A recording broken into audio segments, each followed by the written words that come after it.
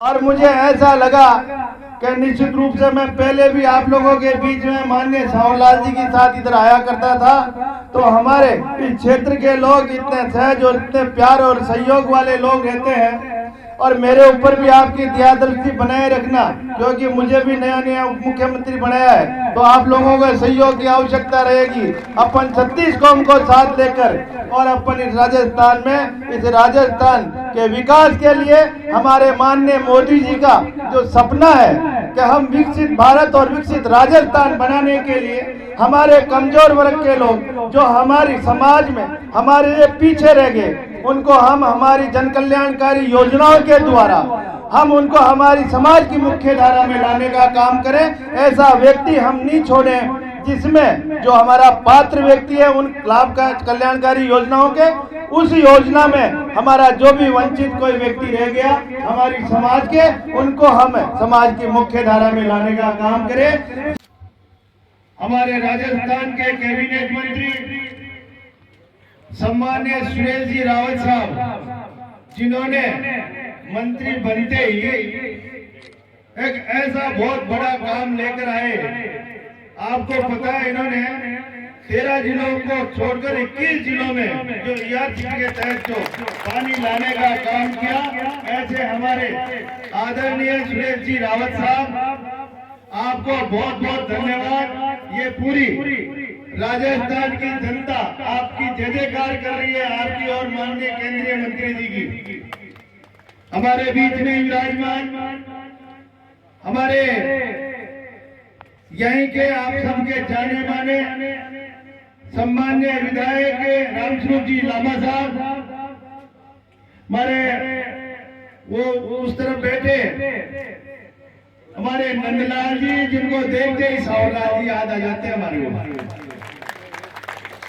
हमारे चेयरमैन साहब सम्मान्य मदन गोपाल जी चौधरी। ATM पर 254 रुपए प्राप्त हुए। हमारे कलेक्टर साहब, एसपी साहब और इस मंच पर विराजमान सभी सम्मानितगण, सामने विराजमान मेरे पिता तुल्य बुजुर्ग और मेरे युवा दोस्तों, सभी को राम राम। आज इस ऐसे भवन का उद्घाटन हो रहा है जिस भवन में हमारे किसान भाई, जिसको भी ऋण लेने देने का जो कार्य पड़ता है, यहाँ आकर आप लोग ठंडी छांव में बैठकर कम से कम या आकर एक अच्छे भवन में बैठेंगे। इसके लिए मैं इसे उद्घाटन पे आप सबको बहुत बहुत बधाई और धन्यवाद देना चाहूंगा। मैं इस मौके पे आप लोगों के दर्शन हुए और मुझे ऐसा लगा कि निश्चित रूप से मैं पहले भी आप लोगों के बीच में माननीय शाहूलाल जी के साथ इधर आया करता था, तो हमारे इस क्षेत्र के लोग इतने सहज और इतने प्यार और सहयोग वाले लोग रहते हैं। और मेरे ऊपर भी आपकी दया दृष्टि बनाए रखना, क्योंकि मुझे भी नया नया मुख्यमंत्री बनाया है, तो आप लोगों के सहयोग की आवश्यकता रहेगी। अपन 36 कौम को साथ लेकर और अपन इस राजस्थान में, इस राजस्थान के विकास के लिए हमारे माननीय मोदी जी का जो सपना है कि हम विकसित भारत और विकसित राजस्थान बनाने के लिए हमारे कमजोर वर्ग के लोग जो हमारी समाज में हमारे लिए पीछे रह गए, उनको हम हमारी जन कल्याणकारी योजनाओं के द्वारा हम उनको हमारी समाज की मुख्य धारा में लाने का काम करें। ऐसा व्यक्ति हम नहीं छोड़े जिसमें जो हमारा पात्र व्यक्ति है उन लाभ का कल्याणकारी योजनाओं के, उस योजना में हमारा जो भी वंचित कोई व्यक्ति रह गया हमारी समाज के, उनको हम समाज की मुख्य धारा में लाने का काम करें। ये हमारे माननीय मोदी जी का सपना है, इसको मिलकर हम सब पूरा करें। और अब डबल इंजन की सरकार बन गई है आप लोगों के आशीर्वाद से, इसलिए नया राजस्थान बनाने के लिए हम सब मिलकर इस राजस्थान को आगे बढ़ाने का काम करें। मैं आप लोगों के बीच में रहता, लेकिन थोड़े समय की बाध्यता होने के कारण मैं आपसे माफी चाहूंगा। फिर आप लोगों के बीच में कभी आने का मौका मिलेगा। आऊंगा। जय हिंद, जय भारत।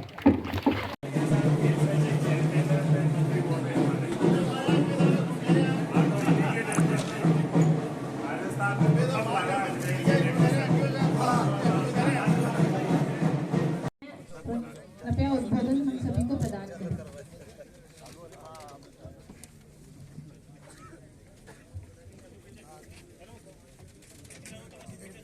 तो ये राजस्थान में अपना अजमेर, टोंक, जयपुर, दौसा, सवाई माधोपुर, अलवर, करौली, भरतपुर, झालावाड़, कोटा, बूंदी ऐसे करके पूरे लगभग राजस्थान के जो पुराना तो 13 जिले थे, अब बढ़ गए तो ज्यादा हो गए।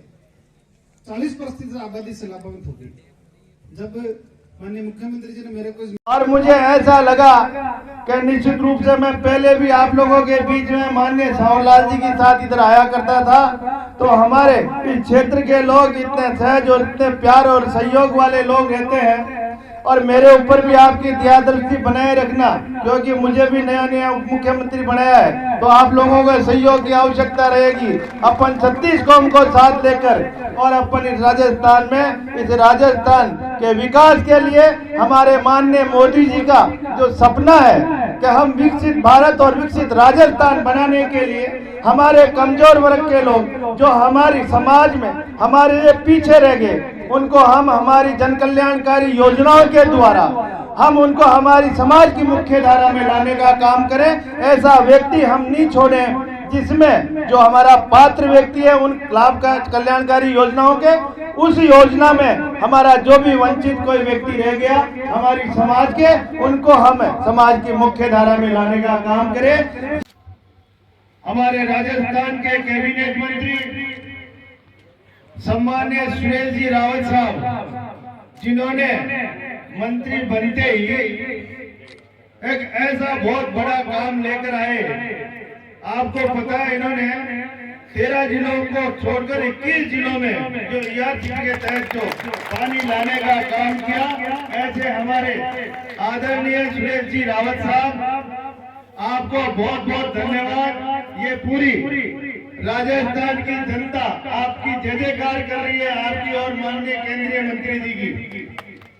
हमारे बीच में विराजमान हमारे यहीं के आप सबके जाने माने सम्मान्य विधायक रामस्वरूप जी लामा साहब, हमारे वो उस तरफ बैठे हमारे नंदलाल जी, जिनको देखते ही सावरलाल जी याद आ जाते हैं हमारे चेयरमैन साहब सम्मान्य मदन गोपाल जी चौधरी। पेटीएम पर 254 रुपए प्राप्त हुए। हमारे कलेक्टर साहब, SP साहब और इस मंच पर विराजमान सभी सम्मानितगण, सामने विराजमान मेरे पिता तुल्य बुजुर्ग और मेरे युवा दोस्तों, सभी को राम राम। आज इस ऐसे भवन का उद्घाटन हो रहा है जिस भवन में हमारे किसान भाई, जिसको भी ऋण लेने देने का जो कार्य पड़ता है, यहाँ आकर आप लोग ठंडी छांव में बैठकर कम से कम या आकर एक अच्छे भवन में बैठेंगे। इसके लिए मैं इसे उद्घाटन पे आप सबको बहुत बहुत बधाई और धन्यवाद देना चाहूंगा।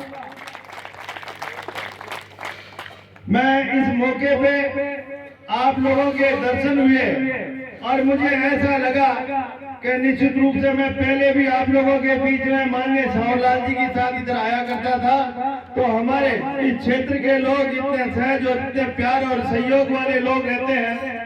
और मेरे ऊपर भी आपकी दया दृष्टि बनाए रखना, क्योंकि मुझे भी नया नया मुख्यमंत्री बनाया है, तो आप लोगों के सहयोग की आवश्यकता रहेगी। अपन 36 कौम को साथ लेकर और अपन इस राजस्थान में, इस राजस्थान के विकास के लिए हमारे माननीय मोदी जी का जो सपना है कि हम विकसित भारत और विकसित राजस्थान बनाने के लिए हमारे कमजोर वर्ग के लोग जो हमारी समाज में हमारे लिए पीछे रह गए, उनको हम हमारी जन कल्याणकारी योजनाओं के द्वारा हम उनको हमारी समाज की मुख्य धारा में लाने का काम करें। ऐसा व्यक्ति हम नहीं छोड़ें जिसमें जो हमारा पात्र व्यक्ति है उन लाभ का कल्याणकारी योजनाओं के, उस योजना में हमारा जो भी वंचित कोई व्यक्ति रह गया हमारी समाज के, उनको हम समाज की मुख्य धारा में लाने का काम करें।